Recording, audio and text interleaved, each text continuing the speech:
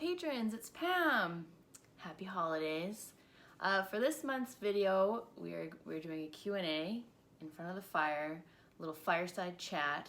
A bunch of you sent in questions for me. Thanks for sending those in. And so I'm just gonna go through those and just have a chat. So let's just get right into it. So the first question is, what part of the board game design process is your favorite? And for me, it is when a playtester explains the game to someone else during a playtest. That is such a great sign, and it's such a great feeling when that happens. It means they're excited about the game. It means they want to talk about the game. They want to tell others about the game. And when someone does that, you know that you're on the right track. Equally as awesome is when someone asks to play the game again. At the end of a playtest, if they ask to play again, or if you ask, is everyone ready for feedback? And people say, actually, can we keep playing for a bit more? That's an awesome feeling, and it just confirms that you're on the right track. And those are probably my favorite parts of the design process, that really get that feeling inside, that gut feeling inside, seeing that spark there, that there could be something really great here. I also feel like we're way closer this time than we ever have before. Very, very close. So the next question is, have you ever thought about moving to the other side of the table and working for a publisher? That thought has crossed my mind a bit, but more so just offering my services on a contract basis. So that's something that I would do, but it's definitely not something that I would want to do full time. Designing is definitely my priority. I would maybe publish my own games in the future, now that I have some experience with having games being published. If I can't find a good game, a home, I would maybe publish my own game, but that is a lot of work. That's the main reason I don't self-publish, is it is a lot of work, but maybe down the line I might. But I am planning on doing something for one of my games, which I'll be able to talk more about soon. Just thinking I should just tell you right now. No, I think I'll wait. Disappointed! So the next question is, when you go through playtesting, have you ever all of a sudden got another idea for another game? And I actually thought about this question for a while, just trying to go back through all the playtests that I've done and all the games, and just trying to remember if this has happened. And the best example that I can give is last year I was working on Courier City, which was a game about delivery drivers going around a city, delivering orders to people around a city. And I was working on that for a really long time, and it was my main focus, and it was very draining. And I think almost as a way for my mind to just take a break was to basically make a whole new game that used a lot of the same mechanics as Courier City, but in a different way. And so instead of delivery drivers, it was trick-or-treaters, and they're going around to different houses trying to get the best candy. But the main idea was the further that you traveled, the better candy there would be. But when you went to a house, you would draw a random token from a stack, and you didn't know which candy you would get. But you knew that there were better candy further out on the outskirts of the board.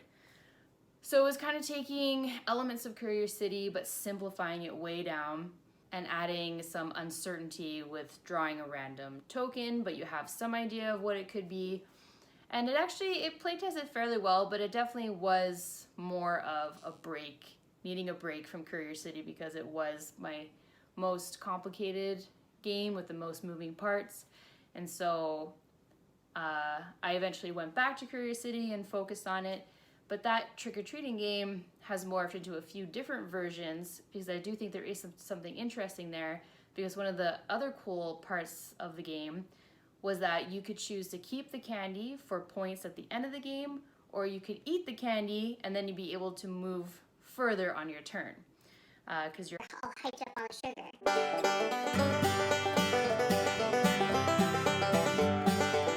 So that idea of drawing tokens from different locations with a sort of idea of what you could be getting, but you don't know exactly what you'll get, and then choosing to either keep it for yourself or have it go towards something else, or use it for an ability or use it for points.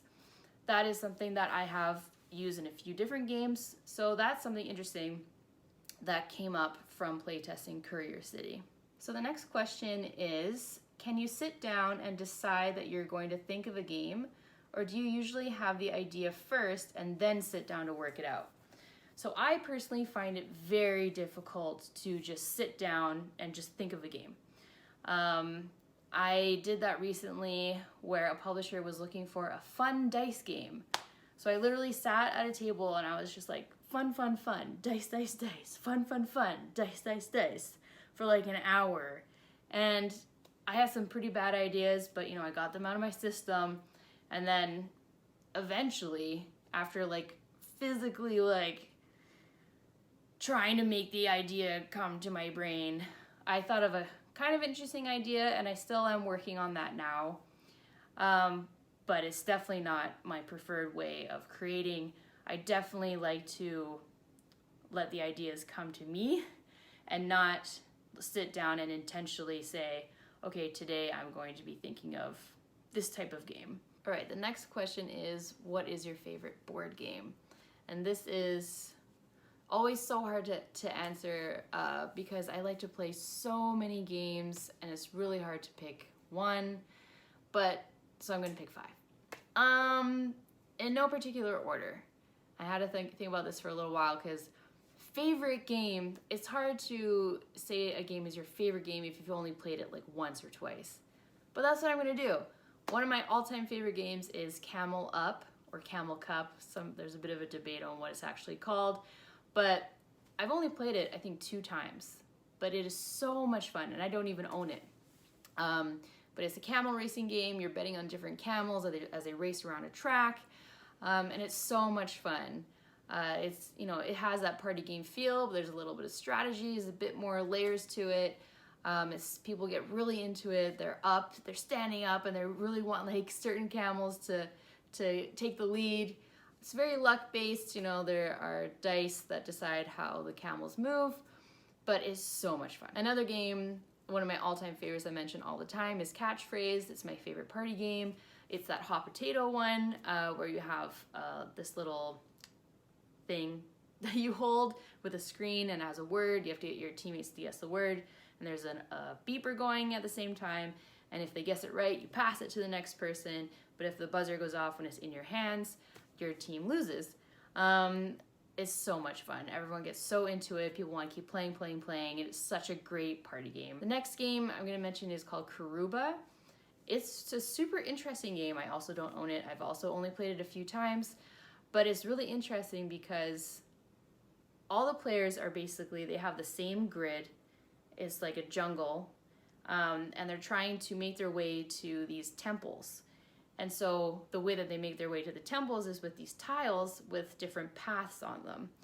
So what's interesting is that every player has the same tiles and they place them in the same order, but they can place them wherever they want on their grid.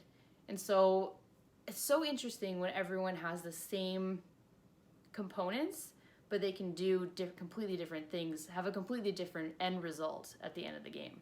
So I like that game a lot because it's like has a bit of a race to it. You want to be the first one to get to the temple, and you want to use the components in the most efficient, best way.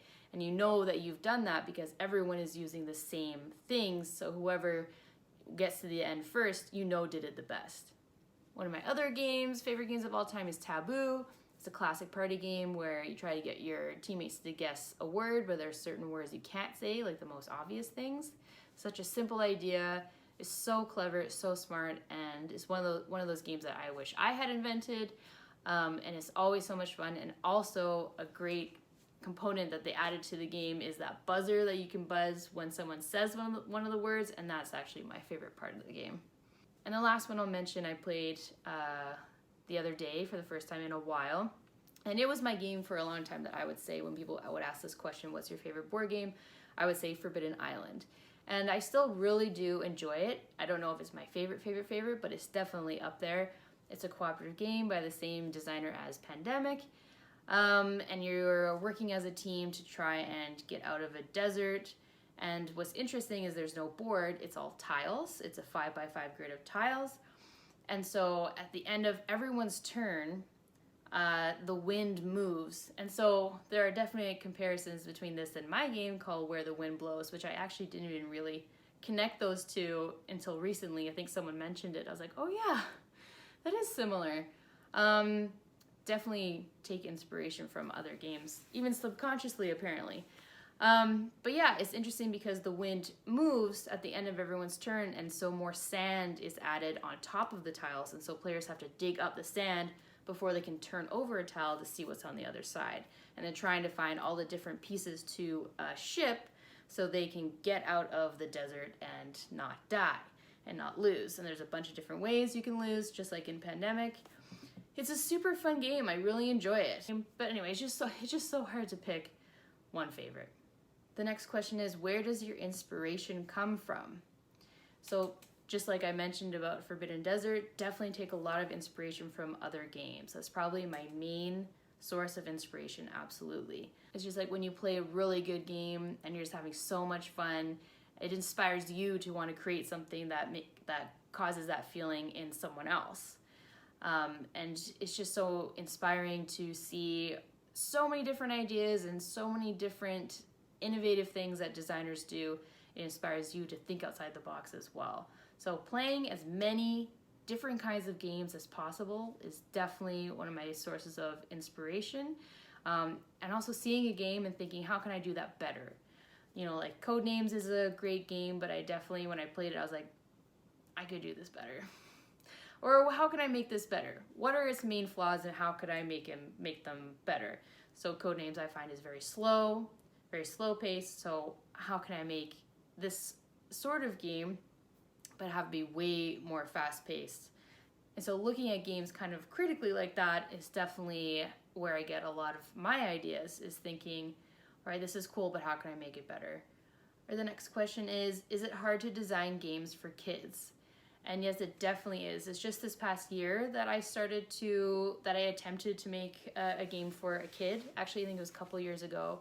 One of the games I pitched to a publisher, they said, we like it, but can you make it for 6-year-olds, essentially? And it was supposed to be for adults. So that was challenging for sure, simplifying it enough for a 6-year-old to do. And it eventually was still too complicated for the publisher. It didn't work out. So that's the main challenge with designing kids games, is making a concept simple enough for a 6-year-old or whatever the age group is to play, but still make it interesting. So that's something that I would still be interested in, maybe to try if there was a specific ask from a publisher for a kids game. I don't know if I myself would voluntarily make kids games. It's only really if a publisher is looking for that specific sort of game, just because it is very challenging. It's not my niche. But one thing I'll say is cool is if I do eventually make a kids game that works out, just to know that you would have a part in the kid developing their brain, developing their motor skills, developing all these different sorts of things with something that you created. That's pretty cool. So I would definitely be open to doing that. And the last question is, why did you decide to design party games and not strategy games? And I don't know if you can tell, but I love party games. I love party games. So because I love them so much and I love playing them so much, that's the main reason that I design them primarily.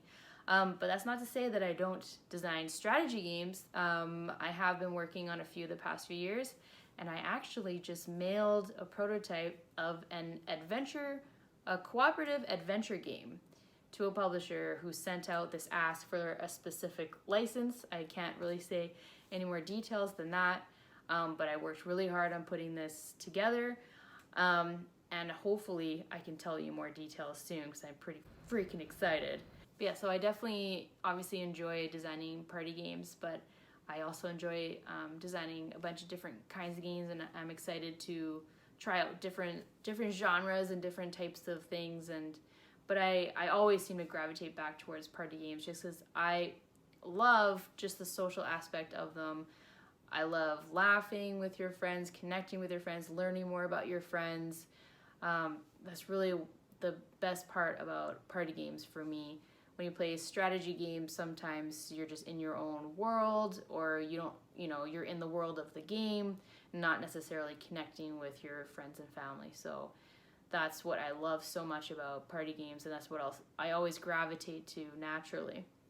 But as a designer, I definitely want to push myself to design outside of that sphere as well. All right, so I believe that was all the questions that I got. Thank you so much for sending those in. I really appreciate it. I hope you enjoyed this. Let me know if you want to do it again. So thank you to my patrons, Monica, Kathleen, Meg, Pat, Darcy, and Nancy. Thank you so much. But happy holidays from me and the Coca-Cola Polar Bears. Bye!